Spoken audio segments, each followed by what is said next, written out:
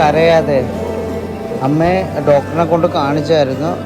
Stitch എടുക്കാൻ വേണ്ടിയിട്ട് അമ്മേനടുത്ത് പറഞ്ഞിട്ടുണ്ട്. അപ്പം കാലിൻ്റെ ഇതെല്ലാം മാറ്റിയിട്ട് സ്റ്റിച്ച് ഇതാണ്. അപ്പോൾ സ്റ്റിച്ച് 1-2 സ്റ്റിച്ച് എടുക്കാൻ വേണ്ടി പറഞ്ഞിട്ടുണ്ട്. അമ്മ ആകെ നല്ല വിഷമത്തിലാണ്. ഞാൻ രാവിലെ തന്നെ ഹോസ്പിറ്റലിൽ വന്നിട്ടുണ്ട്. ഞാൻ അമ്മച്ചിയും കൊണ്ട് ഹോസ്പിറ്റലിൽ വന്നതാണ്. അപ്പോൾ അമ്മച്ചിയുടെ സ്റ്റിച്ച് എടുക്കാൻ വേണ്ടിയിട്ട് വന്നത്. അപ്പം സ്റ്റിച്ച് 1-2 എടുക്കാൻ വേണ്ടി പറഞ്ഞായിരുന്നു. അമ്മച്ചി ഇപ്പം ഹോസ്പിറ്റലിൽ തന്നെയാണ്. ഞങ്ങളിപ്പം മെഡിക്കൽ കോളേജ് ഹോസ്പിറ്റലിൽ തന്നെയാണ്. അപ്പോൾ ഡ്രസ്സിങ് റൂമിലൊക്കെ പോയിട്ട് അതെല്ലാം കാലെല്ലാം ഒന്ന് റെഡിയാക്കിയിട്ടുണ്ട്.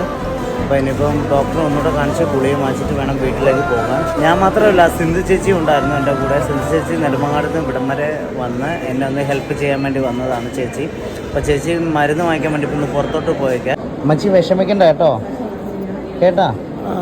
എല്ലാവരുടെ പ്രാർത്ഥന അമ്മച്ചിക്ക് ഉണ്ടായിരുന്നു. അപ്പോൾ എല്ലാം ശരിയായി വരുന്നുണ്ട്. എല്ലാവരുടെ പ്രാർത്ഥന തന്നെയാണ്. അമ്മച്ചി പിന്നെയും എഴുന്നേൽക്കും കേട്ടോ.